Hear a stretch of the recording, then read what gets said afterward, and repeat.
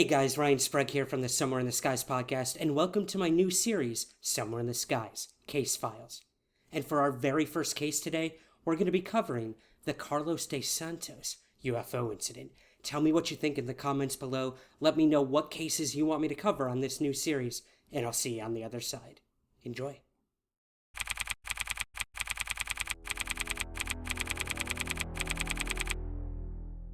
It was the morning of May 3rd, 1975. Upon returning from a routine flight from Zihuatanejo to Mexico City, 23-year-old pilot Carlos de Santos prepared his Piper PA-24 plane, and it was soon in the skies, heading for the Benito Juarez International Airport. It was over the VHF omnidirectional radio range when Carlos noticed something odd in the distance. As he approached the oddity on his left, it soon came into view. There in the skies was a craft, gray in color and saucer-shaped. It was much smaller than his plane as it began to follow his left wing.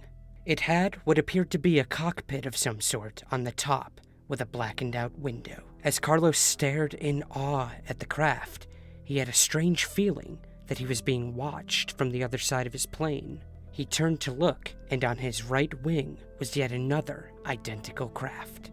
Carlos now felt uneasy, but before he could even process what was happening, a third craft appeared directly in front of his plane, descending beneath the front.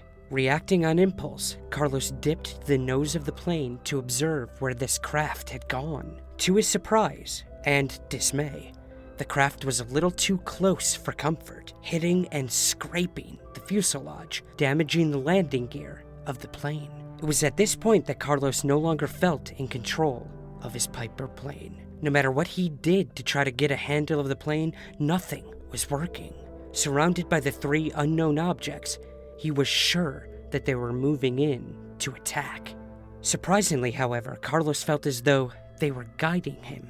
He still felt threatened and attempted to bump the object to his right, hoping this would somehow stop their control over his plane. But it didn't. They were still in complete control and now forcing the Piper plane to ascend to dangerous altitudes. Helpless and afraid of the rapid increase in cabin pressure literally killing him, Carlos did the only thing he could do. He radioed for help. Connecting with a control tower in Mexico City, he sent a distress call, yelling "Mayday" as loud and as frequent as he possibly could.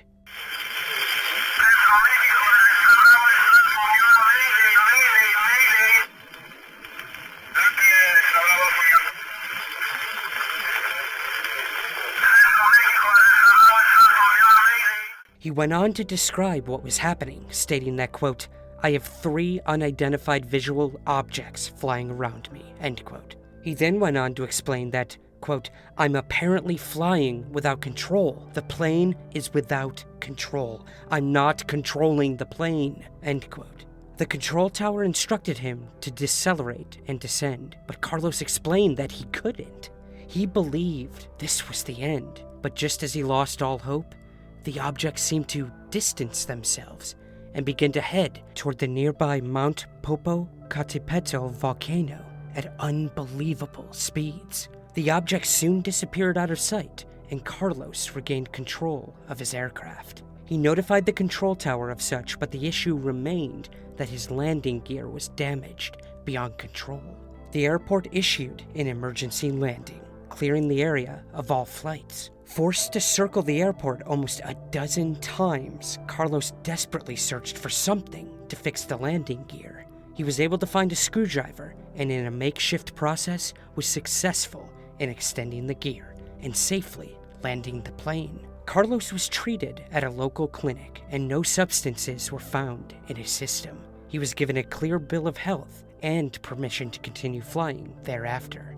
Any doubt that the event occurred were squashed when the radar operators at the control tower that day testified that they did indeed view the objects in real time as they were making the maneuvers that Carlos had been reporting. According to UFO researcher Miguel Romero, an affidavit was recorded in official minutes of the General Directorate of Civil Aeronautics by the Officer of Aeronautical Authority for the International Airport of Mexico City. The case caught international attention, and soon news outlets wanted to speak to Carlos about what had happened. The case was also investigated by Project Blue Book under the guidance of Dr. J. Allen Hynek, the government-hired astronomer who officially looked at UFO cases. On several occasions, Carlos was visited by what can only be described as men in black. He was told not to speak of what had happened, or he and his family could suffer consequences. But he was adamant about getting his story out to the public, and even until this day continues to speak out about it. Carlos went on to continue flying,